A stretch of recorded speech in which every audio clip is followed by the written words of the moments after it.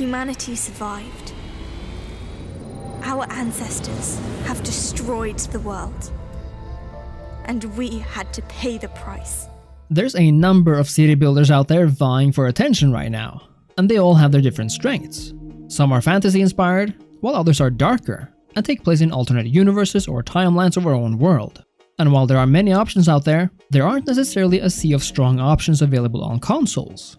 That's why in this video, we are taking a look at Endzone, A World Apart Survival Edition for PS5 and the Xbox Series consoles. I always love it when great strategy games come to consoles, because the consoles really need every title they can get, especially for us couch-loving brothers and sisters out there. And that's why I'm really excited to tell you about this game, which for the longest time has been exclusive to the PC. So thank you so much to Assemble Entertainment for sponsoring this video. Endzone is out right now for the PS5 and the Xbox Series consoles, so make sure to go check it out now. But what exactly is Endzone A World Apart? And what does this console edition even offer? Well, Endzone is a city builder that takes place in a post-apocalyptic world where humans have lived underground for 150 years, after terrorists blew up nuclear reactors around the world. When they emerge from their vaults, they meet a nuclear wasteland that's just fertile enough to be livable, but harsh conditions will have to be overcome if you are to truly thrive. And this is the thing with Endzone. Compared to many other city builders out there, where you have to continuously contend with enemy forces or warfare, Endzone is a lot more pacifist, yet has other challenges in store for you. Here, your most dangerous enemy is the weather, which time and time again will change the environment around you. Endzone functions in real time, and so does its systems, which means that they update continuously. You may even track these environmental changes as they occur in your very own environment menu. Here, you can even track the changing amounts of radiation, which is influenced by things such as radioactive rain. But the moisture of the earth and quality of the soil can also be tracked, which allows you to plan out where to build specific buildings, which might need good soil to function properly. This might sound complicated at first, but it's actually a very simple system, easily recognizable by the highlighted colors around the map. But the most important thing in Endzone is taking care of your people, and in a city builder, resource gathering and the construction of production chains are alpha omega. We really don't begin with much in Endzone, except for a few citizens and a bus, which serves as our town center. It's not much, but it's an honest life, at least for the time being. Thing is, every person must have their needs met, and this is where everything begins. Before long, we need to gather enough water, food, and protective clothing for our population, which means it's time to take advantage of everything you have at your disposal. We begin with water gathering, which requires both a lake for the water itself, a jetty, and a water tank for storage. The tank has limited capacity, but over time, you'll get to upgrade your buildings once new materials come in, so there's not necessarily a need to build another. What you must pay attention to here though, is the weather.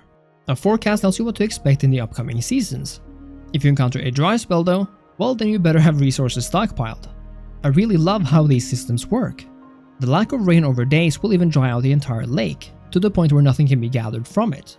On the flip side, when the rain does come, the lake is filled once more, and this interplay between visual feedback and resource mechanics is an awesome thing indeed, and it's both beautiful to look at and very immersive to boot.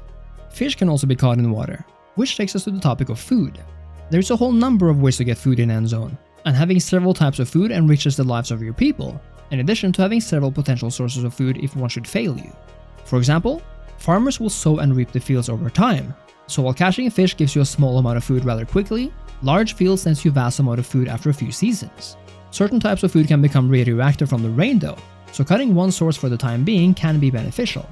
This is how you play the long game in Endzone, and having a varied foundation of food sources, like fish, crops, orchards, and berries is vital to success. What's more is that this world is filled with scrap. Now that might sound like a bad thing, but in Endzone, scrap is the bread and butter of your society. With scrap, recyclers can make things like cloth, metal, and plastic, which in turn can be made into other types of goods. You'll need a production chain to make everything work together, meaning collectors, recyclers, and then manufacturers, and enough collected goods to make things go round. Certain buildings will even require certain resources to function. Turning to luxury goods, for example, a bar can't work by itself. It needs berries and herbs gathered by gatherers in order to create its wares, which in turn will make your population happier. And let's talk about your population, shall we? Endzone has a cool approach to population management, and the main thing to be aware of is that you are more or less in charge of how fast it grows. You see, Endzone divides the population into adults and kids, so adults have kids which over time become adults. Complicated, I know. Your population needs housing, and there are different types of these with different outcomes. Regular housing can store a few people each, and cabins like this encourages population growth.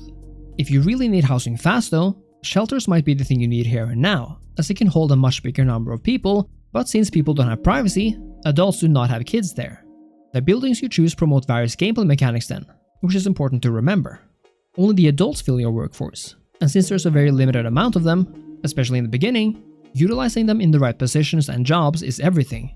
Most likely you'll have to juggle them back and forth, as the need for more food will later be replaced by a need for more water, wood, or scrap. You also need people to manufacture and hold other jobs, of course. So as time goes on, your workers will hold a myriad of positions, and far from all of them dealing with resource gathering. Kids on the other hand do not work, but can be educated in schools. This makes them better workers later on, and so the cycle continues. Even death is present in the game, and if you don't erect a cemetery for your town, people will become upset that their loved ones have not been buried. There are a ton of mechanics and consequences like these all over Endzone, and the further into the game you go, the more possibilities and challenges you'll face, including searching old ruins from the before times in expeditions. But how does this entire thing work and feel on consoles? Well, as a city builder veteran, but a complete newcomer to Endzone, I have to tell you that the devs had done an amazing job on translating this PC experience to the big screen. Working the menus are as easy as moving the D-pad around or using the back buttons to open various menus. And even though there is a lot of potential factors on the screen at once, nothing is ever tossed in your face, so you are able to go as fast or slow as you want through the information present at your own pace. I personally decided to go through the tutorial first to see how everything worked, and I have to say that Endzone's tutorial is one of the best I've ever played. Not only is it perfectly paced, taking you from the early beginnings of a camp to the late game, but it's all done with voice acting, which really gives the entire experience a sense of passion around it. This tutorial really taught me everything I needed to know without making things boring, and I love how it eased me into the game's mechanics with piecemeal information drops throughout. The tutorial is one of the longest I've played, but instead of being a tedious information dump, it really sets you up for future campaigns, and I highly recommend going through it if this is your first time playing Endzone. Not only does Endzone play wonderfully on consoles then, but it also runs well and looks beautiful. Running at a smooth 60 FPS, I love looking around this world and watching my town grow and expand. The rain effects in particular are some of my favorite things to look at, and the fact that we can speed up the game so tasks are completed much faster than normal while maintaining that high frame rate really completes the package here. The fact that Endzone A World Apart Survival Edition brings a fully dedicated city builder experience to consoles means that couch players have a big reason to remain cozy. Endzone is just peaceful enough to be chill and relaxing, but poses enough challenge to be interesting and exciting. It's fun to see your settlements grow and experience those production chains really working, and the fact that it all comes together seamlessly with a controller on the big screen makes Endzone one of the best city builders on the PS5 and Xbox Series consoles to date. Thank you so much for watching. I really hope you'll check out Endzone Survival Edition, as I've really enjoyed getting my hands on it. Thanks again to Assemble Entertainment for sponsoring this video, and I'll see you guys next time. Cheers!